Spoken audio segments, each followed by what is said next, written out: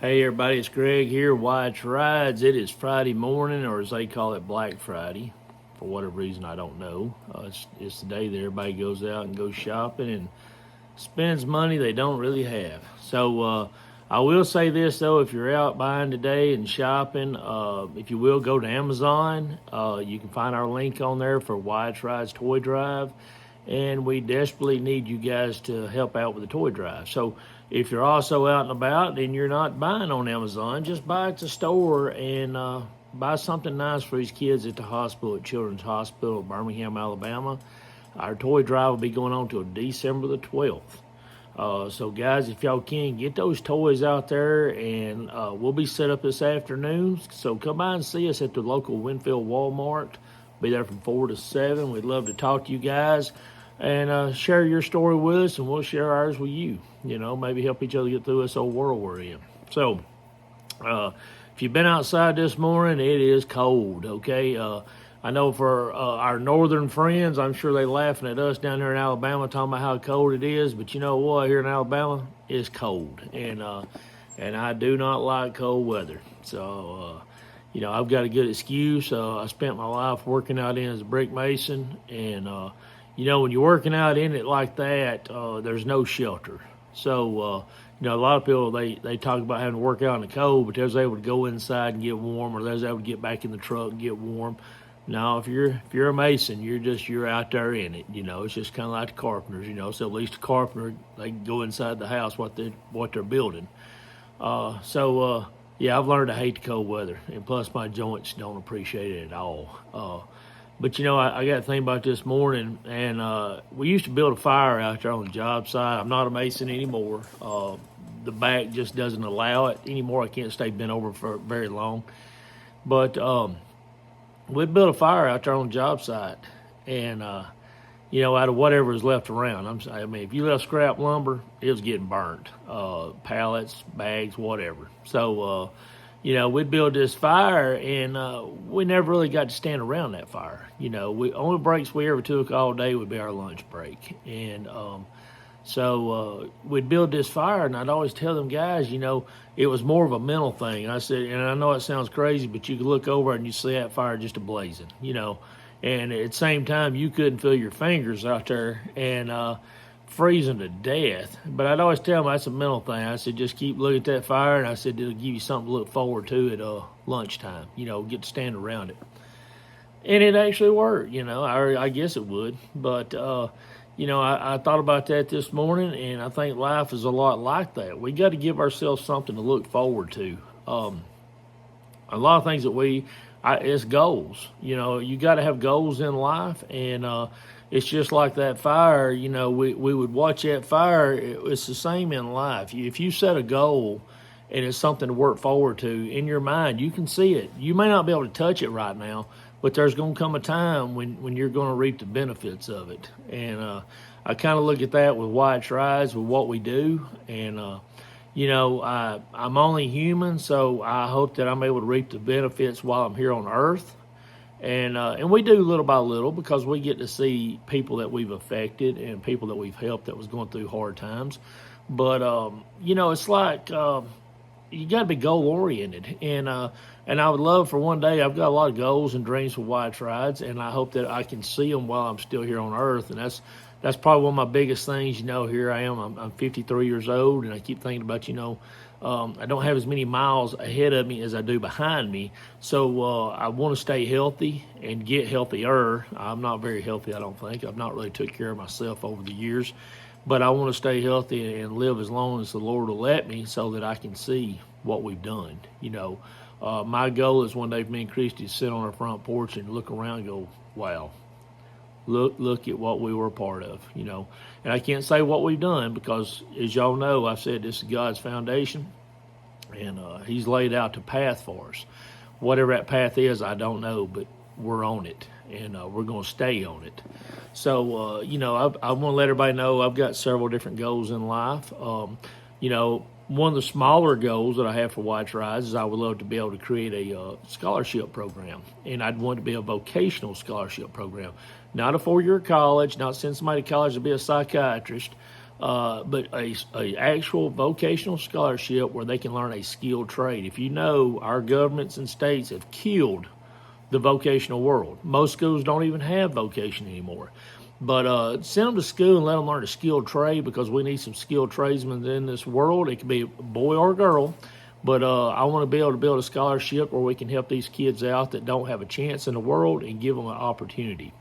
So another thing that I really want to do is, this is something that came to me while we were in the hospital battling cancer with Wyatt, is I can see it clear as day. I wanted to create a place called Wyatt's Place, and with Wyatt's Place, of course, I had to buy land, and my goal is to purchase land and be able to build a retreat for all these sick kids. While we're in the hospital, you're stuck in these four walls, and there's no getting out of these four walls. And I look at our situation was different. We live out in the country, so when we would get to come home, Wyatt got to get on the side-by-side. We'd ride in the woods. We would be outside in Mother Nature, and just he got to enjoy being a little boy. But there's a lot of little boys and girls that when they're at the hospital, when they go home, they may live in the projects. They may live in an apartment. They may live in a subdivision, And when you live in all those areas I just mentioned, you're still trapped in those four walls. And it's just not fair for the kids. Their childhood is already being stolen from them. So I would love to give them a retreat, something they could come to for free of charge and be able to be a child, be a kid, be able to play and enjoy life and just see what Mother Nature has to offer. And, so with Wyatt's Place, I'd love to have, little small cabins, a pond to fish. And, this is all up in my head, but this kind of goes all the way back to that fire I was talking about on the job sites. You got to have that kind of goal, and that you got to aim for something. So with that, that's a very costly goal that I've got in my mind, and I have no idea how we'll ever make it happen. But I just pray that, in God's will, that it will happen, and He'll show a way and make it all happen, because these kids desperately need it. It's just not fair what they're going through, and if I could just brighten one's day just for a weekend, wouldn't that be worth it? So anyhow, we'll get back on the subject of things. I want to reach out to all the families out there that's going through something that you're struggling with, whether it might be childhood cancer, it might be something else.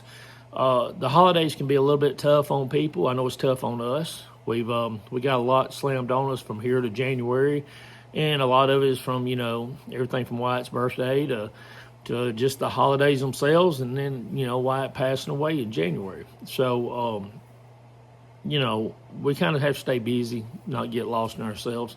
But we do that a lot through our toy drive and other missions. But, guys, if you are going through something and you're suffering, get busy. One thing that helps me is turning up the music, find some tunes that you can just crank up and roll with, and find something to do, keep your mind going. And because this is the thing that, we're all living in a broken world, and I know everybody likes to use that word broken, and I'm sorry, most of you are not broken. I've even seen people have tattoos that said broken. They don't know what broken is. Broken is, well, you're looking at it right here. This is broken. This is unfixable. But when you get into a broken situation, and grief will take over if you're not careful. You have to deal with anxiety, depression. There's a lot of things that I used to not believe in, but now I know they're real. Okay, and they can become daily struggles, but you have to do what you got to do to get through them. And if you want to know how I get through it, it's through prayer alone. It's by accepting that this is not my life, that my life belongs to the Lord, and letting Him have full control of everything I do. And when I start slipping off, I start praying.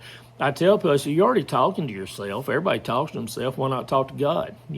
He already hears what you're saying. He already hears what's in your heart. And that's how you're going to find your peace. I had a buddy of mine that got a hold of me. I don't talk to him much anymore, but he asked me one time, he said, how did you do it? How did you find your peace? Because I used to be an angry person.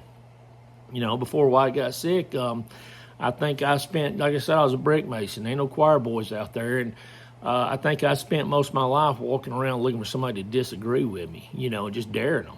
And, I'm not like that anymore. And I told them, I said, I found my peace through the Lord, because that's the only way you're going to find your peace. So as you're going through these holidays and things are just getting a little overwhelming and stuff, reach out to the Lord. I mean, He's the reason you're here. He's the reason you woke up today, and He's the reason you're going to go to bed tonight. And find a purpose. White's Rides is our purpose.